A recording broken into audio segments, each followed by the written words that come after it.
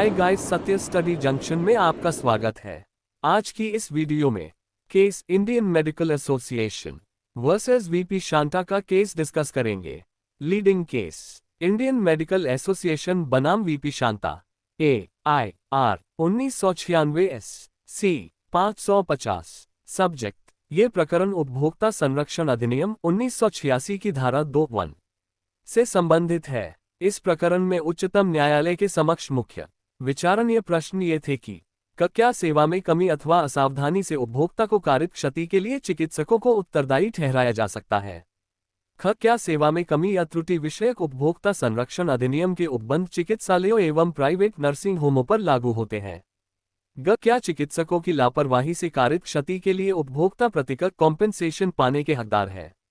तथ्य अपीलार्थी Indian medical association की ओर से उच्चतम न्यायालय के समक्ष इस मामले में कई विचारणीय बिंदु उठाए गए, यथा 1. सेवा क्या है? 2. उपभोक्ता कौन है? 3. सेवा में कमी क्या है? 4. क्या चिकित्सकों की सेवाएं उपभोक्ता संरक्षण अधिनियम के प्रयोजनार्थ सेवा सर्विस में आती है? 5. क्या चिकित्सकों की लापरवाही सेवा में कमी या त्रुटि की परिधि में आती है? 6. क्या चिकित्सकों की लापरवाही के कारण कारित क्षति के लिए उपभोक्ता प्रतिकर पाने का हकदार है? आदि। उच्चतम न्यायालय ने इन प्रश्नों के अवधारण के लिए सेवा में कमी एवं उपभोक्ता की परिभाषा का अवलोकन किया। उपभोक्ता संरक्षण अधिनियम 1986 में इनकी परिभाषाएं इस प्रकार दी गई है।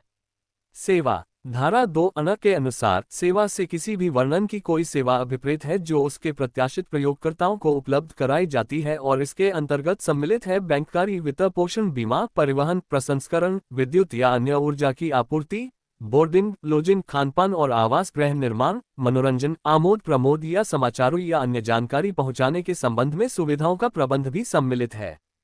किंतु इसके अंतर्गत निःशुल्क या व्यक्तिगत सेवा संविदा के अधीन सेवा का किया जाना सम्मिलित नहीं है।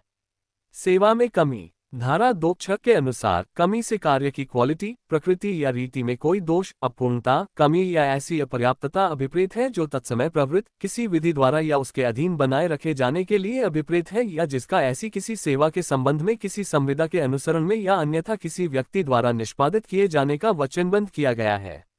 उपभोक्ता धारा 2(घ) के अनुसार उपभोक्ता से ऐसा कोई व्यक्ति अभिप्रेत है जो किसी प्रतिफल के लिए जिसका संदाय कर दिया गया है या वचन दिया गया है या भागतः संदाय कर दिया गया है और भागतः वचन दिया गया है या किसी आस्थगित संदाय पद्धति के अंतर्गत किसी माल का क्रय करता है। इसके अंतर्गत ऐसे किसी व्यक्ति से भिन्न ऐसे माल का कोई प्रयोगकर्ता भी है जो ऐसे प्रतिफल के लिए जिसका संदाय किया गया है या वचन दिया गया है या भागतः संदाय किया गया है या वचन दिया गया है या आस्थगित संदाय पद्धति के अंतर्गत माल का क्रय करता है, जब ऐसा प्रयोग ऐसे व्यक्ति के अनुमोदन से किया जाता है। किंतु इसमें वह व्यक्ति सम्मिलित नहीं है जो ऐसे माल को पुनः विक्रय या किसी वाणिज्यिक प्रयोजन के लिए अभिप्राप्त करता है। अपीलार्थी के तर्क इस मामले में अपीलार्थी की ओर से निम्नलिखित तर्क प्रस्तुत किए गए।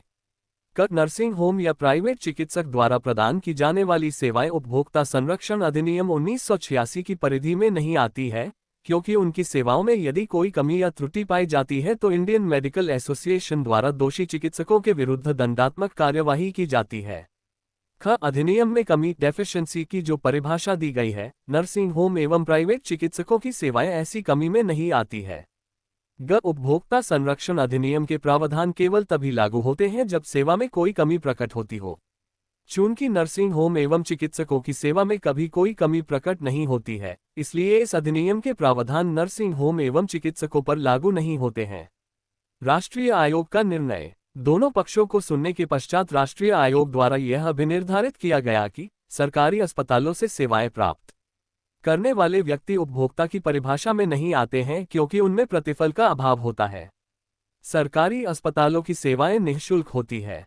इन अस्पतालों में लिया जाने वाला शुल्क कर टैक्स के रूप में होता है जो सार्वजनिक कोष में जमा किया जाता है। उच्चतम न्यायालय का निर्णय उच्चतम न्यायालय द्वारा दोनों पक्षों के तर्कों पर गंभीरता से विचार एवं विभिन्न परिभाषाओं का अवलोकन किया गया।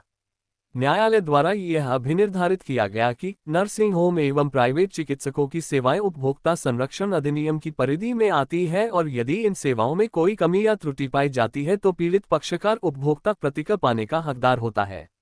विधि के सिद्धांत इस मामले में उच्चतम न्यायालय द्वारा विधि के निम्नलिखित सिद्धांत प्रतिपादित किए गए। एक उपभोक्ता संरक्षण अधिनियम में यथा परिभाषित सेवा में कमी एवं उपभोक्ता के उपबंध नर्सिंग होम एवं प्राइवेट चिकित्सकों पर भी लागू होते हैं।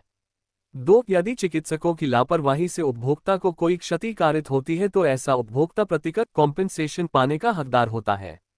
3. सरकारी अस्पतालों की सेवाएं निःशुल्क होने से उपभोक्ता संरक्षण अधिनियम की परिधि में नहीं आती हैं।